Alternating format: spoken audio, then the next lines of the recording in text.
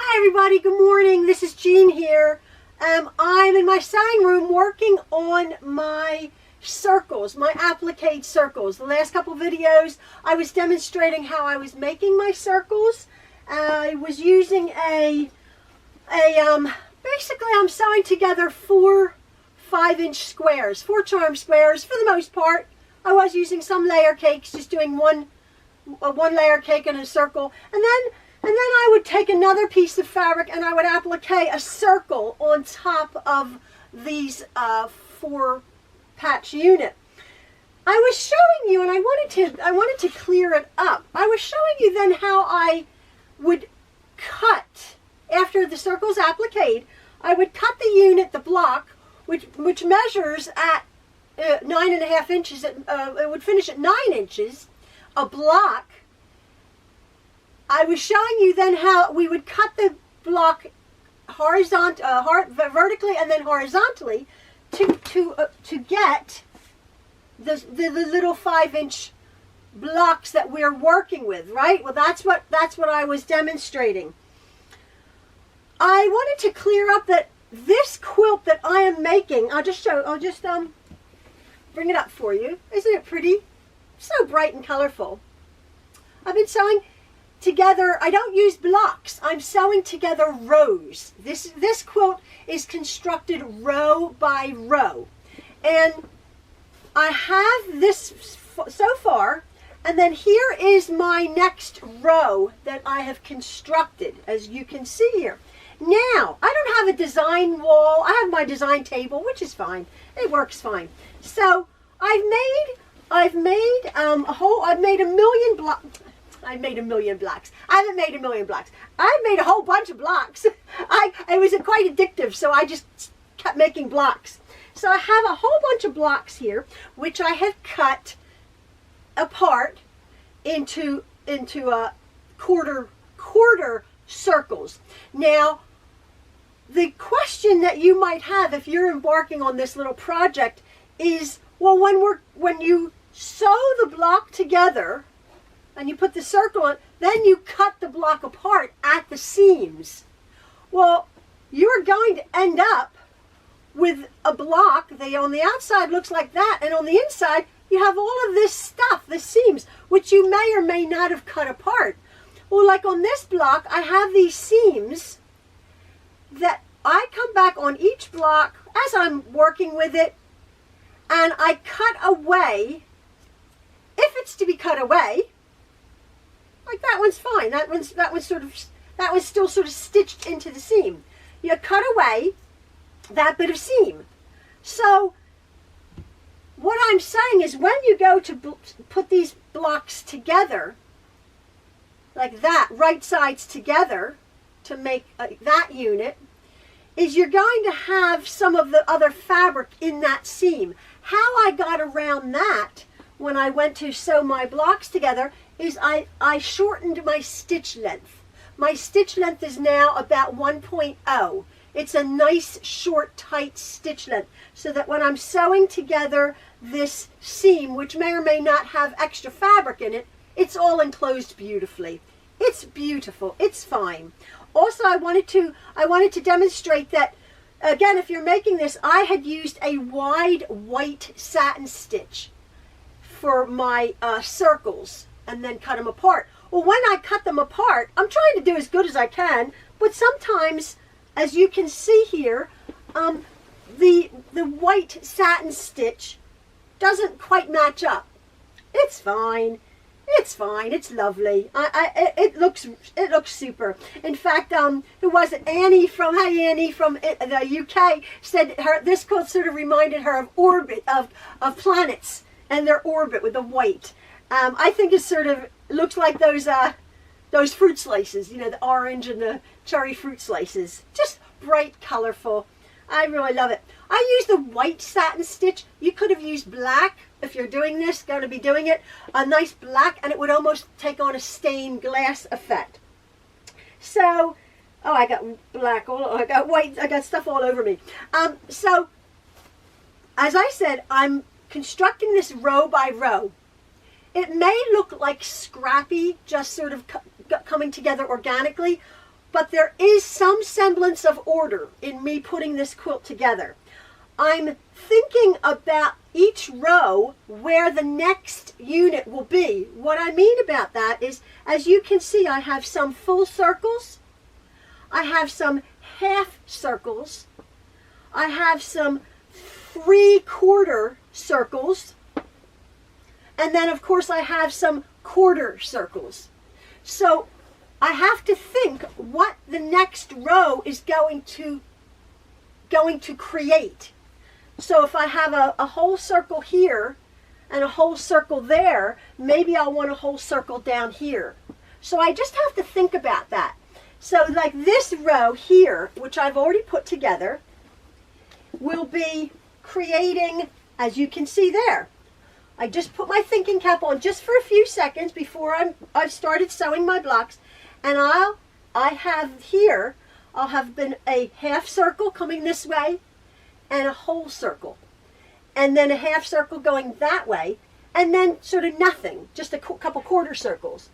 But that's the beauty of this. When you go to put the quilt together in rows, you're just thinking just slightly ahead of yourself to what you're creating, so that you have a lovely balance of full, half, quarter, and 3/4 circles right across the top of your quilt.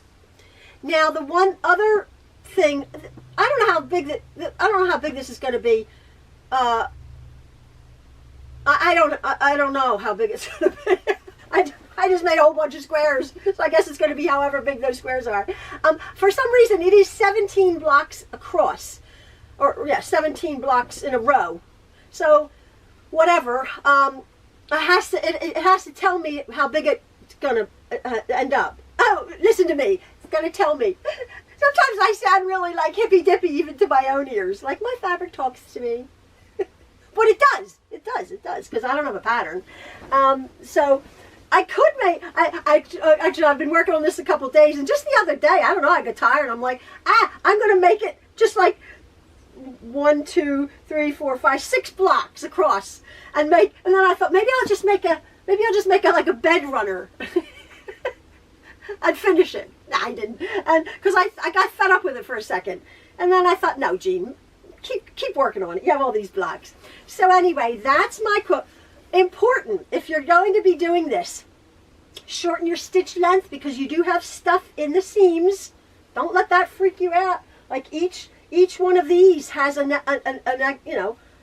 little bit of thing. Oh, another thing is, I do not take there's my block. I do not take the back off of the applique. I leave that back inside. If, however, because I'm working with bright, dark, saturated colors, if, however, I was working with, say, a white or a pale pink circle, then the backing would shadow through, obviously. I would then cut that back apart. But since I'm working with these bright, bold, deep colors, I have had no problem with the shadowing of that applique on the back. And also, I quite like the extra fabric. I'm not bothered by that. Some people cut away the back of appliques. Awesome. I don't. I just incorporated all that fabric, and it makes a heavier, warmer quilt top, because you have layers of fabric in these areas.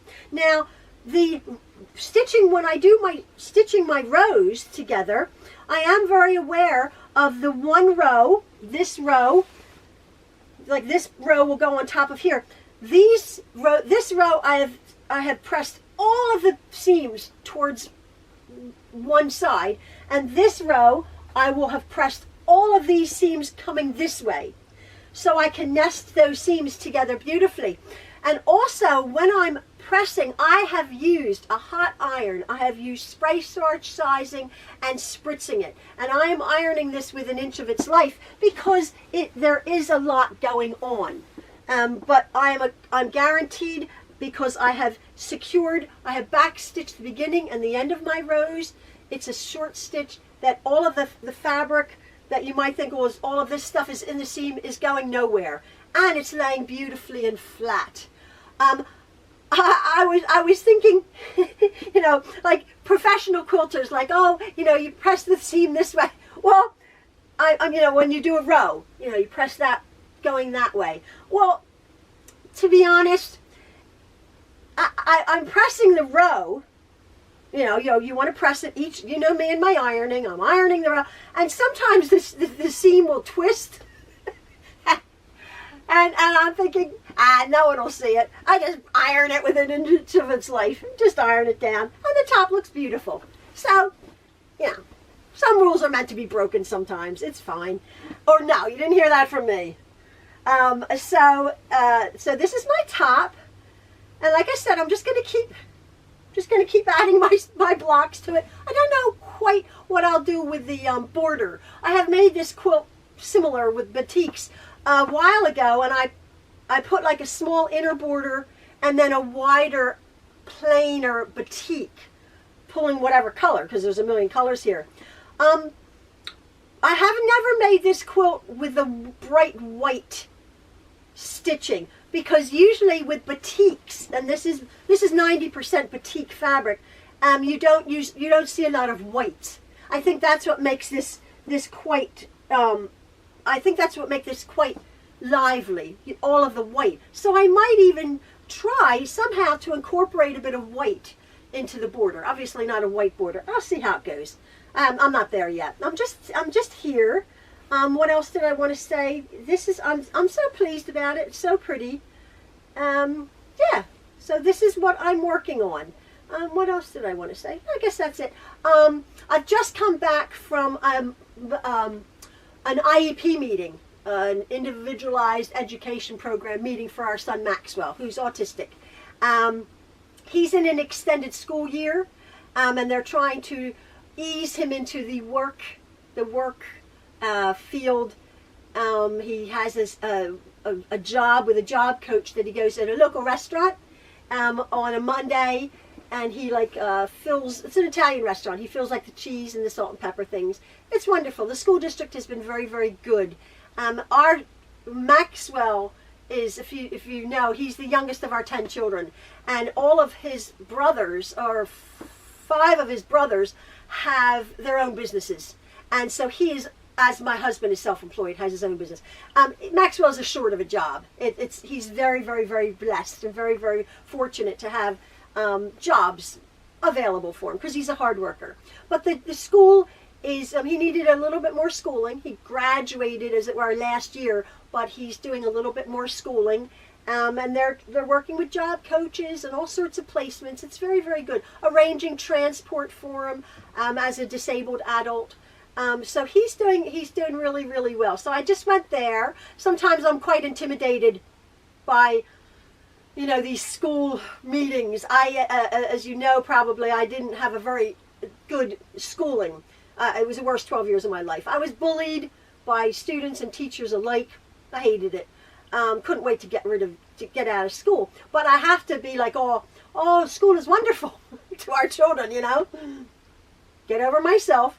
And this school district has been very, very good. But I'm very intimidated. I'm like in a meeting with like a million people. I feel like I've been sent to the principal's office. But I just pray about it, and I'm thinking, I can do this. And they've been very good for the most part. Very, very, very good. Maxwell had a bit of a difficulty when he started. He was diagnosed with autism and epilepsy when he was 4. And it took about 6 years for the district to place him where he needed to be. Until finally, no fault of their own, he was having seizures and he was having meltdowns. It was horrible, horrible. And they were trying really to put this square peg into a round hole. It wasn't working. Finally, we're very respectful of the authorities. They're there in place. They were doing a great job, but my husband and I finally had to thump the table and say, this isn't working. Get this kid where he belongs. So he was bused to another school district for a period of 3 years, which was wonderful. And then we had to bring him back to the school district. And actually in the high school setting, it's been wonderful. So I was just there. I'm going to go now have a cup of tea because I'm like exhausted. But I just wanted to come in and show you my lovely quilt that I'm working on. And yeah, I just thought you'd be interested in seeing this. So however long this takes me, It will. I'm working on my block party. I think this week I'm going to try to do a couple of stars. I was looking at our blocks for our block party, and I've only done one little star. So I'm trying to put my thinking cap on and do a couple stars to add a little sparkle to our block party. If you're not following along, follow along Jean's Block Party 2019. It's really nice. You can send in your pictures to my my email, which is truelovequiltsforyou@gmail.com. And then it goes on my web page, the whateverquiltclub.com. So such pretty fabrics that people are using for Jean's block party. But that's that. This is this. I'm going to go have my cup of tea. I'm going to put my feet up and have a relax after my meeting with the school. And but it all went well. So okay, everybody, have a lovely day. It's sunny here, but I think we're going to have another snow day tomorrow. We're expecting some snow. That's fine. I like it. Okay, see you later. Have a good one. Bye.